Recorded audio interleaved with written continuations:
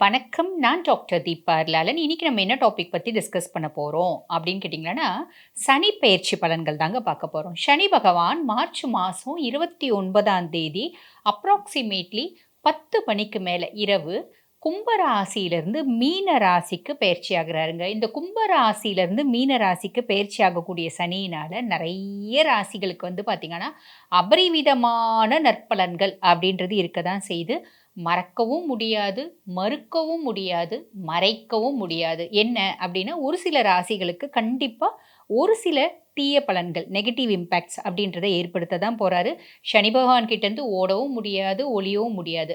அப்படிப்பட்ட negative impacts எந்தெந்த ராசிகளுக்கு வரப்போகுது, எந்தெந்த ராசிகளுக்கு ஒரு அமேசிங்கான, எக்ஸலன்ட்டான ஒரு பெனிஃபிட்ஸ் வரப்போகுது அப்டின்றத இந்த பதிவுல பார்க்குறாங்க.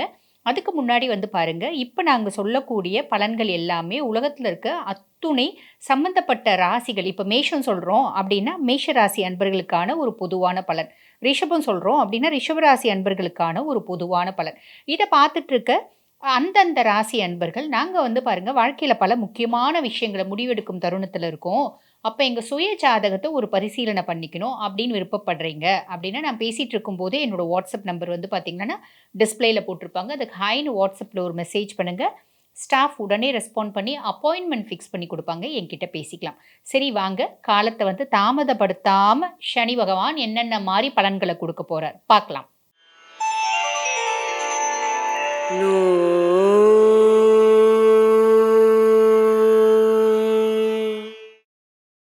வரிசையா பாருங்க. இந்த சனி பெயர்ச்சி பலன்கள் தாங்க பார்த்துட்டு வரோம். அந்த வரிசையில இப்ப என்ன ராசிய பத்தி டிஸ்கஸ் பண்ண போறோம் அப்படின்னு கேட்டீங்கன்னா, தனுசு ராசி அன்பர்கள். உங்கள பத்தி தான் பார்க்க போறோம். பொதுவா தனுச பத்தி சொல்லணும் அப்படின்னா, குரு பகவானோட ஆதிக்கம் பெற்ற ஒரு பெர்சனாலிட்டீஸ். தனுசு அப்படின்னாலே ஆசான் அப்படின்னு தான் சொல்லணும். நெறைய தனுசு ராசி அன்பர்கள் வந்து பாருங்க, ஒரு டீச்சரா இருப்பாங்க, புரொஃபஸரா இருப்பாங்க, லெக்சரரா இருப்பாங்க. ஒரு பெரிய சாஃப்ட்வேர் ஃபீல்ட்ல வொர்க் பண்றாங்க அப்படின்னு கூட வச்சுக்கோங்களேன். அவங்க ஒரு டீம் மேனேஜரா இருப்பாங்க. அவங்க கிட்ட 4 பேர் இருப்பாங்க. அவங்க அட்வைஸ் கேட்பாங்க. இவங்க வந்து சொல்லுவாங்க. சொல்லிக் குடுப்பாங்க. அந்த ஆசான், நல்ல ஆசான் யாரு? அப்படின்னா தனுசு ராசி அன்பர்கள். அப்படிப்பட்ட நல்ல ஆசான் சொசைட்டில வந்து பார்த்தீங்கன்னா, சொல்வாக்கு, செல்வாக்கு எல்லாமே ஜாஸ்தி இருக்கும். ஆனா நான் பார்த்த வரைக்கும் நெறைய தனுசு ராசி அன்பர்களுக்கு வந்து பாருங்க, அவங்க ஃபேமிலில பெருசா ஒரு ரெஸ்பெக்ட் அப்படின்றது அ இப்ப ஜென் வந்து தனுசு அந்த அப்பா தனுசு ராசியா இருக்காருன்னா, அவங்க ஒய்ஃபே பெருசா ரெஸ்பெக்ட் குடுக்க மாட்டாங்க. பிள்ளைங்களே பெருசா ரெஸ்பெக்ட் குடுக்க மாட்டாங்க. நான் பார்த்த வரைக்கும் அந்த மாதிரி குடும்பத்தில ரெஸ்பெக்ட் அப்படின்றது அவங்களுக்கு கம்மியா தான் இருக்கும். பட் வெளியில வந்து பார்த்தீங்கன்னா, பயங்கர மரியாதை இருக்கும். அவங்களால பெரிய ஆள் ஆனவங்க, அவங்க அட்வைஸ கேட்டு பெரிய ஆள் ஆனவங்க எண்ணிலடங்காத பேர் இருப்பாங்க. ஆனா வீட்ல இருக்கவங்க பெருசா கேட்க மாட்டாங்க. ஒரு துச்சமா நினைப்பாங்க. அப்படிப்பட்ட தனுசு ராசி அன்பர்கள், உங்களுக்கு இந்த சனி பெயர்ச்சி எப்படி இருக்கு அப்படின்னா, மீனத்தில சனி. ஸோ உங்களுக்கு அர்த்தாஷ்டம சனியா வராரு.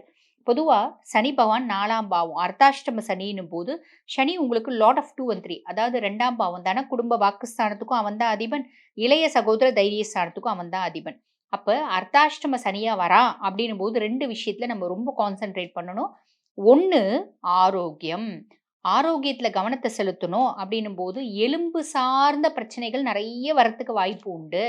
நான் வந்து நல்லா தாங்க இருக்கேன். எனக்கு எந்த பிரச்சனையும் தானா வரல. நானா சொந்த செலவுல சூனியம் வச்சுக்கினேன். அப்படின்ற மாரியும் நம்ம பண்ணுவோம். அது என்ன பண்ணுவோம் அப்படின்னா, நம்மளுக்கு இப்ப திடீர்னு வந்து பார்த்தீங்கன்னா, ஆரோக்கியத்து மேல நெறைய அக்கறை வரும். ஸோ என்ன பண்ணுவோம், டயட்டிங் இருப்போம், ஷைட்டிங் இருப்போம். ஒரு மருத்துவரோட ஆலோசனை அப்படின்னு கேட்க மாட்டோம். நானா வந்து சாப்பாடே சாப்பிடாம வெறும் ஜூஸா குடிச்சு டயட் இருப்பேன். நானா வந்து பார்த்தீங்கன்னா, வெறும் புரோட்டீனா சாப்பிட்டு டயட் இருப்பேன். நானா சுத்தமா பட்டினி கிடந்து ஃபாஸ்டிங் இருப்பேன். இந்த மாரியெல்லாம் பண்ணும்போது, புள்ளையார புடிக்க குரங்கான கதையா ஆவறதுக்கு வாய்ப்பு உண்டு. ஸோ ஆரோக்கியத்தில கவனம் அப்படின்றது வச்சுக்கோங்க. 2வது விஷயம் என்ன அப்படின்னா, பயணத்தில கவனம் அப்படின்றது வச்சுக்கோங்க. சரிங்களா? ரைட். இது 2த்தையும் இப்ப பயணம், பயணம் பண்ணாம இருக்க முடியாது. எங்கனாலும் நம்ம போறோம் அப்படின்னா, பயணத்துக்கு வந்து என்ன பண்ணணும் அப்படின்னா, நம்ம இந்த கோளறு பதிகம் அப்படின்னு ஒண்ணு இருக்கு. "வேயுறு தோழிபங்கன் விடமுண்ட கண்டன் மிக நல்ல வீணை தடவின்" அத பாராயணம் பண்ணிட்டு போகும்போது, எந்த விதமான காம்ப்ளிகேஷன்ஸும் வராது. சௌக்கியமா அந்த நாளே இனிய நாளா அமையும். சரிங்களா? சரி. நெக்ஸ்ட் வந்து பாருங்க, சனியினோட பார்வை 1ஆம் பாவத்துல விழுது. 1ஆம் பாவத்துல சனியினோட பார்வை விழறதுனால என்ன ஆகும் அப்படின்னு கேட்டீங்கன்னா, புத்தி கிறுக்கு பிடிக்கும். நல்ல ஆசான், நல்ல அட்வைசர்ஸ், நல்ல தெளிவான புத்தி வந்து பார்த்தீங்கன்னா, ஒரு தெளிஞ்ச நீரோடையில ஒரு பெரிய கல்லு தூக்கி போட்டா அப்படியே கலரும் பார்த்தீங்களா? அந்த மாரி மனசு வந்து குழம்பும். ஸோ ஒரு கன்ஃப்யூஷன் வரும். ஒரு கிறுக்குத்தனம் வரும். ரொம்ப நல்லவங்கள நம்பாம போயிடுவோம். ரொம்ப தப்பானவங்கள நம்புவோம். இதெல்லாம் வரதுக்கு வாய்ப்பு உண்டு. ஸோ சனி பகவான் இதெல்லாம் ஏற்படுத்துவாரு அப்படின்றத நீங்க தெளிவா புரிஞ்சுக்கோங்க. அப்ப சனி ஜெயிக்கிறாரா? நம்ம ஜெயிக்கிறோமா? அப்படின்னு பார்த்தா தெளிவா அவர புரிஞ்சுக்கினா நம்ம ஜெயிச்சுடுவோம். சரிங்களா? அடுத்து சனியினோட பார்வை 6ஆம் பாவத்துல விழுது. 6ஆம் பாவம் ருணரோக சத்ருஸ்தானம். இந்த ருணரோக சத்ருஸ்தானத்துல சனியினோட பார்வை விழறதுனால, சனி வந்து பார்த்தீங்கன்னா, ஃபர்ஸ்ட்டு கடன் நம்மள வாங்க வச்சுடுவாரு. ஏதாவது ஒரு விதத்துல நம்மள கடன் வாங்க வைப்பார். ஆசை வார்த்தைகள் 4 பேர் தூண்டுவாங்க. இது வாங்கலாம், அது வாங்கலாம். வீட்ல இருக்கவங்களே சொல்லுவாங்க. "என்னங்க நம்ம வந்து சாதா கார் வச்சுக்கிறோம். Super car. நம்ம வசதிக்கு அவன் பாருங்க நேத்து தான் கார் வாங்குனான்.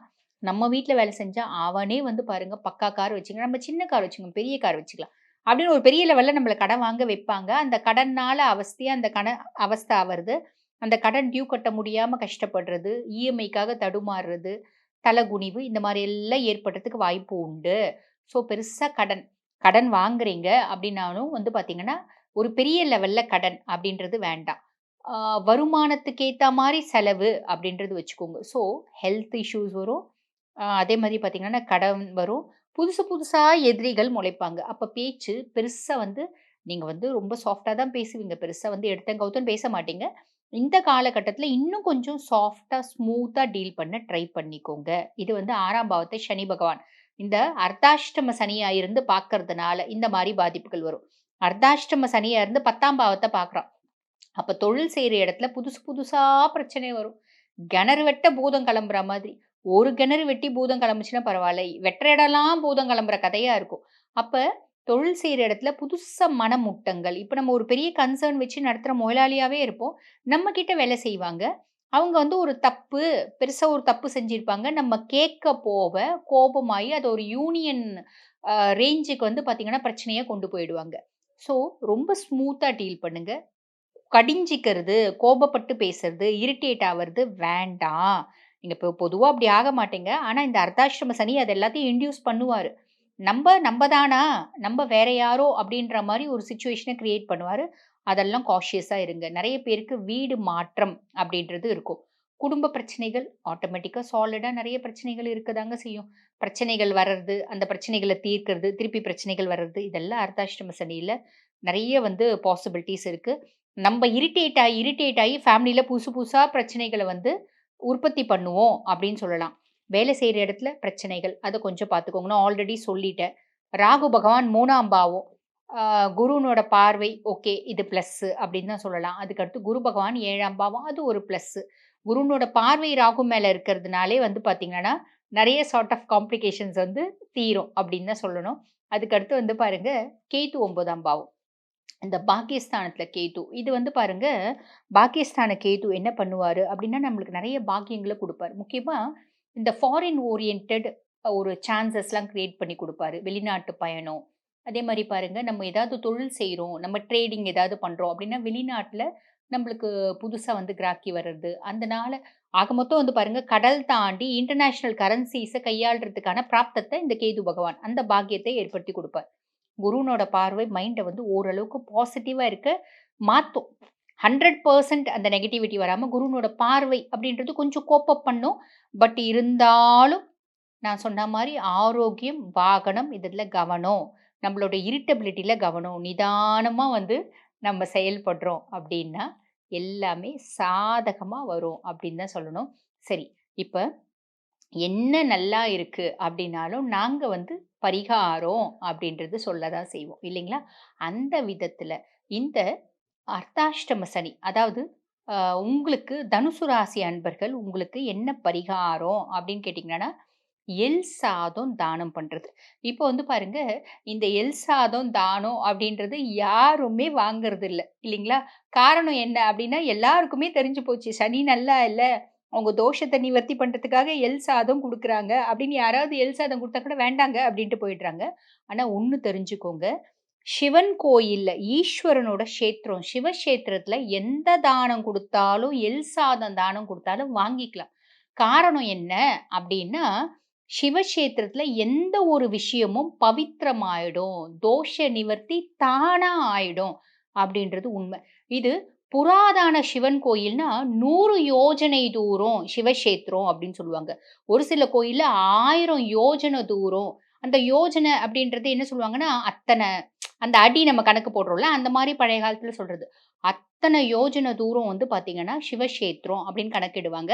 அந்த சிவக்ஷேத்திரத்துல நம்ம வந்து பார்த்தீங்கன்னா, அசுத்தம் பண்றதும் கூடாது. பெரிய பாவம். அப்ப அந்த சிவக்ஷேத்திரத்துல நம்ம குடுக்குறோம். நம்ம வெளிய வாங்கல அப்படின்னாலும், சிவன் கோயிலுக்குள்ள யாராவது எல் சாதம் குடுத்தா தாராளமா வாங்கிக்கலாம். அது தோஷம் கிடையாது. இருந்தாலும் நான் என்ன மாரி பெர்சனாலிட்டீஸ் எவ்ளோ சொன்னாலும், இத நான் வந்து ஃப்ரீக்வென்ட்டா சொல்லுவேன். பட் இருந்தாலும் யாரும் வந்து அத ஃபாலோ பண்றது இல்ல. அ அ ஏன்னா எப்பயுமே அட்வைஸ்லாம் வந்து ஃப்ரீயா கிடைச்சா அதுக்கு வேல்யூ கிடையாது. இல்லைங்களா? ஸோ நம்ம என்ன பண்ணலாம் அப்டின்னா, எல் சாதம் நிவேதனம் நீங்க வந்து தனுசு, நீங்க எல் சாதம் நிவேதனம் பண்ணணும் அப்டின்னா, அதுக்கு ஒரு ஆப்ஷன் இருக்கு. புளியோதரை செஞ்சுடுங்க.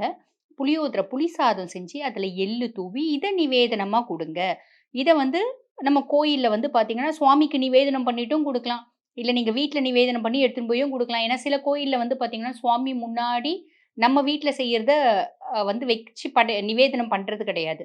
அப்ப நம்ம என்ன பண்ணலாம்னா, வீட்ல செஞ்சு, இல்ல எடுத்துட்டு போயிட்டு கோயில்ல தானம் ஒரு தொன்னையில வச்சு, ஒரு அ ஒரு 1 கிலோ செஞ்சுக்கோங்க. எத்தன பேருக்கு வருதோ, அத்தன பேருக்கு குடுக்கறது மூலியமா, நீங்க புளியோதரை குடுக்கறதுனால வரக்கூடிய பெனிஃபிட்ஸும் வரும். சேர்த்து குடுக்கறதுனால, உங்களுக்கு சனி பகவான் பிரீத்தியும் ஆவாரு, அப்படின்னு சொல்லலாம். ஸோ, இந்த அர்த்தாஷ்டம சனியினோட ஒரு பிரச்சனையிலருந்து மீண்டு வரணும் அப்படின்னா, இந்த புராதான சிவன் கோயில்ல மாசத்துக்கு 1 நாள் தானம் குடுக்கலாம். அது எந்த நாள் குடுக்கலாங்க? பௌர்ணமி தினங்கள்ல குடுக்கலாம். அமாவாசை தினங்கள்ல குடுக்கலாம். சனிக்கிழமை தினங்கள்ல குடுக்கலாம். பிரதோஷ காலத்துல குடுக்கலாம். இந்த பிரதோஷ காலத்துல குடுக்குற நம்ம ஒவ்வொரு விஷயமும் வந்து பார்த்தீங்கன்னா, விதிவழி பிராப்தம் இல்ல அப்டின்னா கூட, அந்த விதிவழி பிராப்தத்த மாத்தக்கூடிய தன்மை இந்த பிரதோஷ காலத்துல நம்ம செய்ற ஒவ்வொரு விஷயத்துக்கும் உண்டுங்க. ஸோ, இத ஃபாலோ பண்ணாலே போதும். தனுசு ஸ்மூத்தா இந்த சனி பயிற்சி கடந்து போயிடும் அப்படின்னு சொல்லலாம். வாழ்த்துக்கள்.